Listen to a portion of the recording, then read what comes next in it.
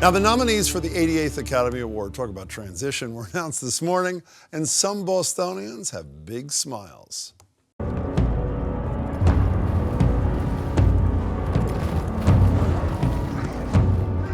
You said you were just thinking about it. I am just thinking about it, just very hard.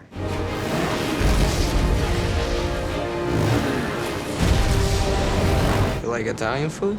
Don't know. I've never eaten it. It's the best food in the world.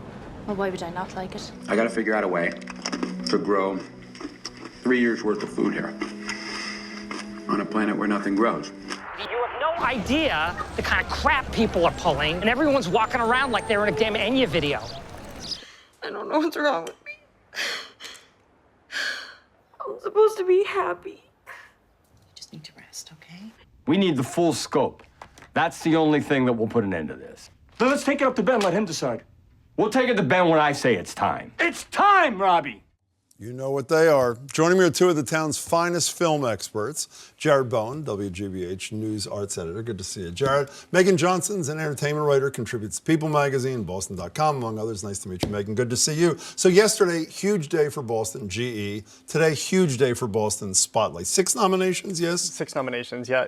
This is going to be interesting because since Spotlight came out this fall, everybody has said it's the leading contender because it's such a fantastic film. I was among those people, but then we saw today The Revenant had earned 12 nominations, and Just suddenly the DiCaprio thing out in the wild and whatever. Yeah, man just trying to get back to his family and avenge stuff. I don't want to spill too much, and so I'm not so sure that it's a front runner anymore. Are you? I'm a little spotlighted out. I absolutely loved the film. I think it's great, but we've heard so much about it, and it did come out before, that I think it may be lagging behind now. But isn't that almost pathetic? I mean, isn't it because it came out, if it came out like 2 weeks ago, it might be, are you shaking your head I'm wrong, that it might have been the favorite in this thing still? No? Everybody makes the mistake of thinking the Oscars are about the best this or the best that. There is so much that goes into this. It's about people being tired of talking about a film. It's about what big studio executive is pushing their film. It's about who should be awarded because they haven't ever received an Oscar before. So there is as much of that as there is it actually the best? Well, also there's real craft. I mean, I don't mean to say this, I love Spotlight, I thought it was brilliant. Yeah. But there's more movie doing and movie making and Revenant, is there not? I mean, isn't that part of what the allure is? There's not a lot of dialogue. Yeah. It's very grunty. The Bear was not nominated. The Bear was not nominated. Okay, I have a quiz because you're alleged film experts. I want to show you 2 photos, and you tell me why they're grouped here, and I bet you're going to get it wrong.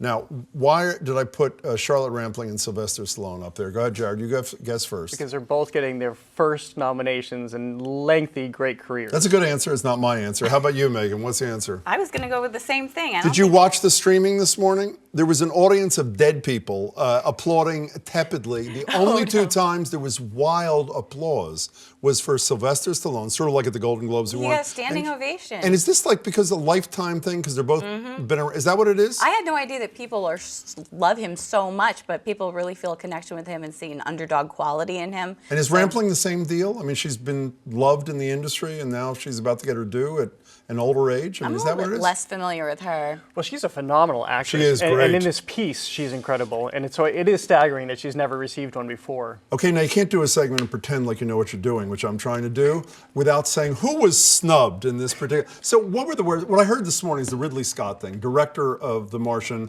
been around forever. Everybody thought this is one of these lifetime achievement things. The Martian's a really good film, and he's going to get it not really just for The Martian, but for his body of work. Wasn't even nominated. What's that about? Well, it doesn't make any sense. I mean, these are the things that are very puzzling when these nominations come out. And this film gets so many nominations for a lot of technical pieces. Matt Damon, back to our hometown story, Matt Damon gets a much-deserved nomination. And then the director, who's crafted what I thought was kind of a masterpiece in terms of filmmaking. It had everything. It was so compelling, and he gets removed. Who else was snubbed, or what else was snubbed that bothered you? I personally think Johnny Depp was snubbed. Black Mass. Black Mass was a good movie. It was not anything to write home about, but his performance specifically was so good that I thought that was haunting enough to get him a nomination. How about people call 20 nominations for Best Actor, Best Actress, Best Supporting.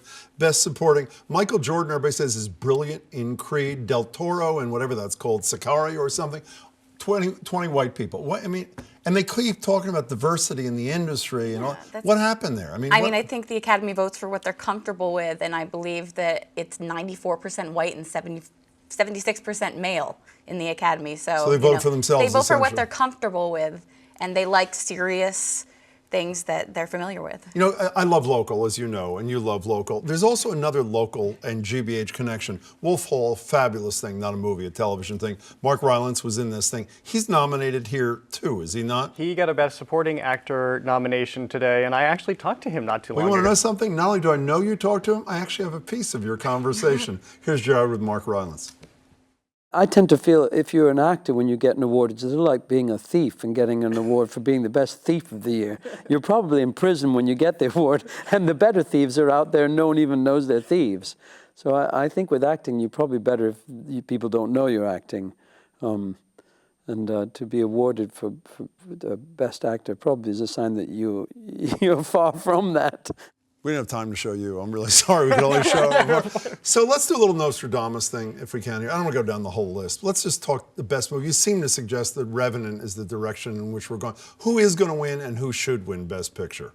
Oh, that's a tough one. I do think that Spotlight is a better made film. I love The Revenant. I love its filmmaking, but Spotlight as a whole is better. So Revenant's going to win, Spotlight should. Yes. How about you? I think Spotlight still has a chance, possibly. I think it's definitely something that, that group of Academy voters are very comfortable with. It's a bunch of white people telling a story. Yes, okay. So I do think it still has a chance. Okay, fine. Jared, it's a pleasure. Nice to see you, and it's great to see you, Thanks. Megan. Thanks so much.